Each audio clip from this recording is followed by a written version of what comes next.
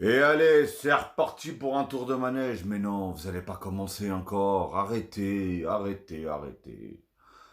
Le Real Madrid TV met déjà la pression sur Hernandez.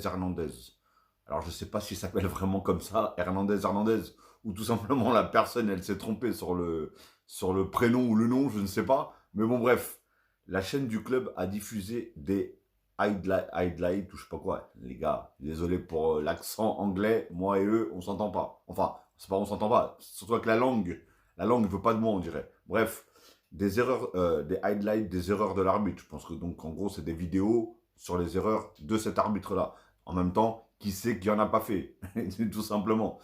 Qui a été désigné pour le Classico de ce week-end. Donc déjà on avait entendu qu'il y avait une histoire d'arbitre déjà, je crois en finale de Copa América, lors du Classico. Le Real Madrid TV déjà avait fait des siennes.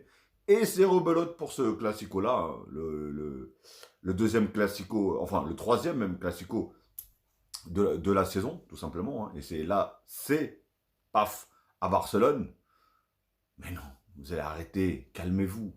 Franchement, si on commence à mettre tous les highlights, là, ou je sais pas quoi, de toutes les erreurs d'arbitrage de chacun, bah en fait, on en aura pour des heures, parce qu'en fait, ils en ont tous. Ils ont tous des casseroles, qu'on le veuille ou pas, ils ont tous des casseroles.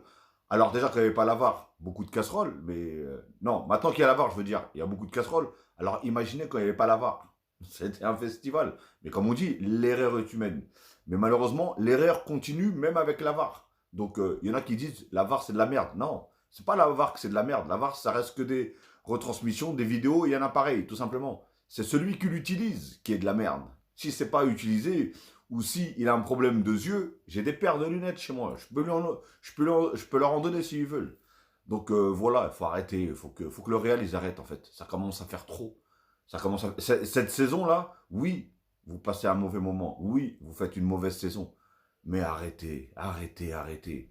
Oh là là, quand j'ai jamais vu le Real TV par contre quand c'était en leur faveur. Par contre, il y a les erreurs d'arbitrage et pourtant c'est pas ça qui manque. Hein. Mais on les a jamais entendus. On les a jamais vus mettre des highlights, je sais pas quoi, des erreurs d'arbitrage qui les ont.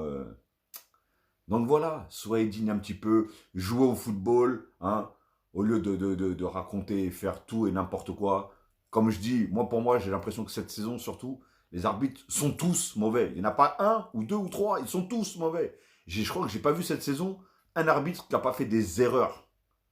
Et surtout encore plus dans des grands matchs. Donc voilà. Sinon, il faudrait jouer sans arbitre alors, dans ce cas-là. Et on mettrait Florentino Pérez au milieu pour désigner s'il y a faute ou pas. Ah là là.